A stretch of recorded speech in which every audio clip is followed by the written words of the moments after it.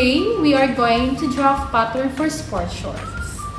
Please be ready. This is Miss La, your fashion and apparel teacher.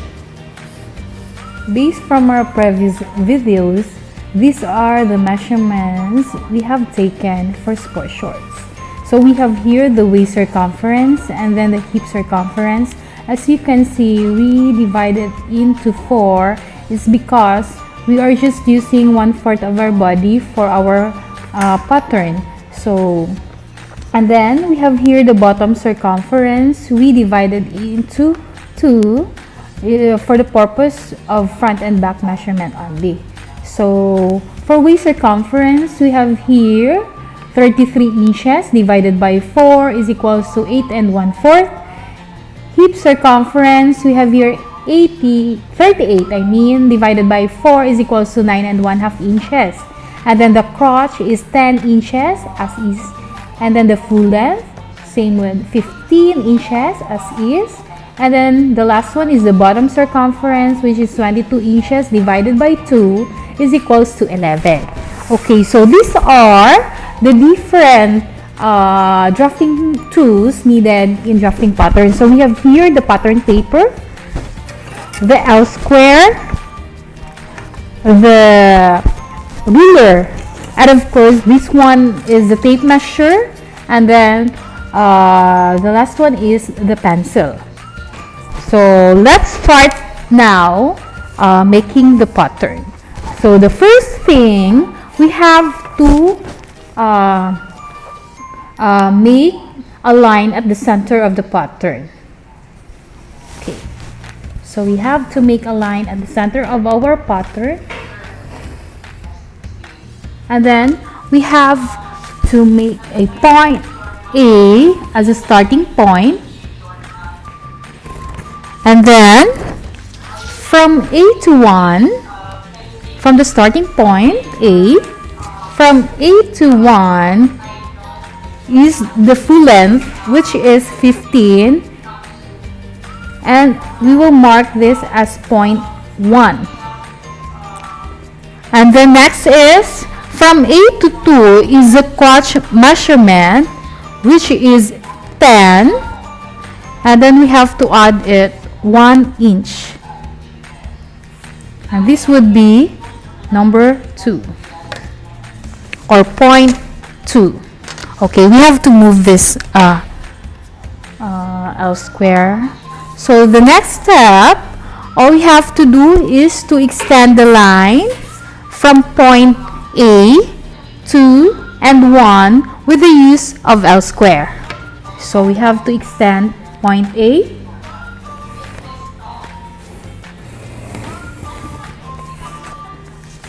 point 2,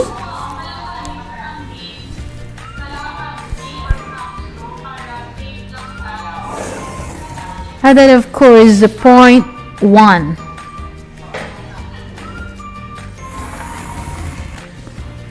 After we extend point A, 2, and 1, so we'll move on to point 2.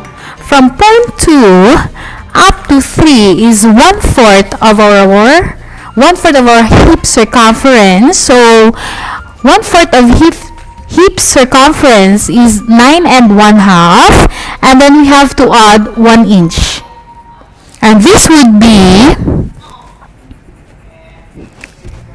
would be point 3. So again, from 2 to 3 is 1/4 of hip circumference plus 1. So this one. So 9 plus 1 is equals to 11. Or rather, okay, so this would be 3. So we have to erase this. This is okay. Okay, so right after having this point 3, all we have to do is to extend this point 3 upward with the use of L square. Okay. Okay, we have to square up point 3. Okay, with the use of L square. So, and then So right after this, we have to move from 3 to 4, this would be 2 inches. And this would be number 4, or this point is number 5. Okay. So, right after having number 5, we have to move on for point number 6.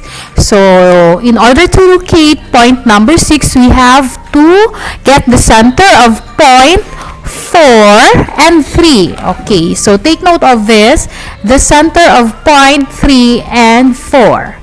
So, locate the center, and this would be number 6. So, right after having point number 6, we have to move here in point 7, or what I mean, point number 5, to make or to have a point 7. So, 3/4 inward or inward. We have to make this point number 7. Okay, right after having point number 7, so we have to measure from 3 or point 3 going upward. This would be 3 inches upward. So this would be point number 8. Okay, so we have here now point 8. So next is for our bottom here, from 1 to 9 is 1/2 of bottom circumference. So our bottom circumference is just only 11. So we have to less 1 inch. Why we need to less 1 inch? Because the 1 inch that we less in this section for our front bottom circumference will be added in our back part. So this would be point number 9. So now we have finished the points for front part. So after this, we have to connect each points. So we have to connect point 7 and 8 with the use of straight line or this ruler. And then we have to connect this point 8 freehand, passing through point 3 to 4. This one. Okay. So we have to highlight up to point 4. So right after connecting 8 from 7, 8, and then passing 6, 4, we have to connect point 4 and then point 9 with the use of straight line or ruler. Okay, so we have now the front part. So this would be the front part of our sport shorts. So right after having the front part, all we have to do is to make at the right part of our pattern the back part. So we have to extend point A, point 2, and point 1 to the right. Okay, so we have to extend this point. Okay, so we have to extend this point A.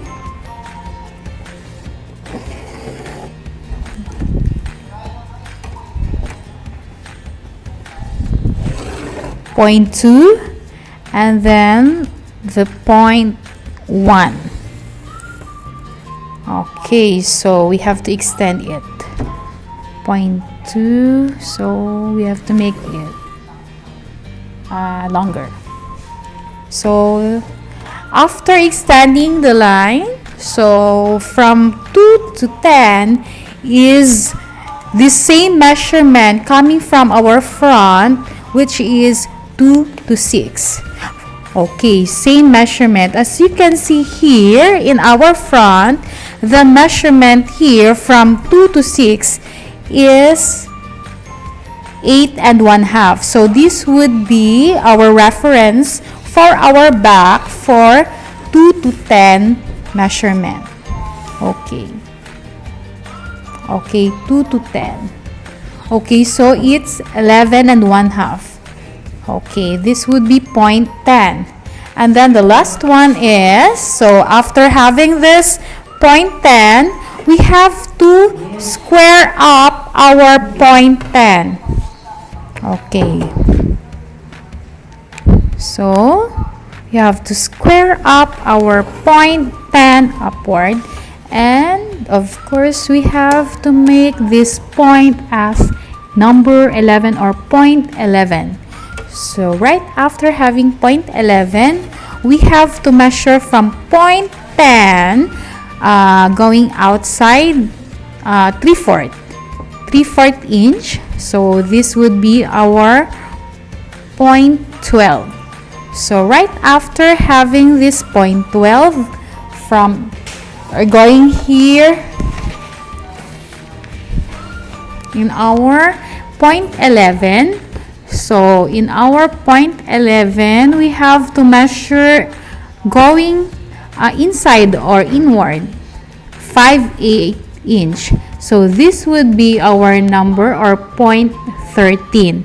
So, right after having all of this 0.12, 11, and 13, we have to connect 0.13 and 12. Okay. So, connect 0.13 and 12. Okay, so don't forget to extend more longer line here. So, this is our 0.13 and the intersection line of 0.13. So, we have to make it clear here, our point. So, this would be 0.14, the intersection line of 0.12 and 13. Okay, so right after having all of this point, so after 0.14, we have to make or extend line from 12 to 15. So, this would be 2.5 inches. So, this would be 15. And then, right after having this point, so we have to move on here at the top part from 13. Okay, 0.13 upward. This would be 1 1/4 upward. Okay, and mark number 16. Okay, so right after having number 16, we have to move on here in our bottom part. So, we have to measure from 0.1 here to number 17. Okay, so the bottom or the 1/2 of our bottom circumference, which is 11, and then don't forget to add 1 inch. So, 11 plus 1 is equals to 12. So, this would be number 17. So, as you remember, so in our bottom here for our front, we minus 1, and then the 1 inch we add here in the back part. Okay, so that is why this becomes 12 inches. So right after having this 17 or 0.17, all we have to do is to connect the points. Okay, so from here, from 0.16, passing through 14 and then 12 to 15. So, we have to connect this. But, before we connect this, we have to measure first the inseam part of our front pattern here. So, which is 4 and 5/8. So, this would be copied here as the same measurement for our back inseam. Okay, so from 17 to 15 point, so this would be 4 and 5/8. So the point here on this line. 15, this would be point 18. So we have to connect 17 and 18 for our back inseam. Okay, so right after having this point 18, having the same inseam measurement coming from our front part, so all we have to do is to connect point 16, point 14, passing through point 12 up to 18. So this one, 14, and then we have to make it freehand up to 16. So we have now the crotch for back part. So this would be the back part of our sports shorts. Okay. So right after having all of this, we have to connect the waist part of our sports shorts. So we have to connect the waist part, point 7 and point 16. Okay, so that's the end of our sports shorts pattern making. So we are done with the pattern construction of our sports shorts. See you on my next video for sewing construction process of sports shorts. See you, bye!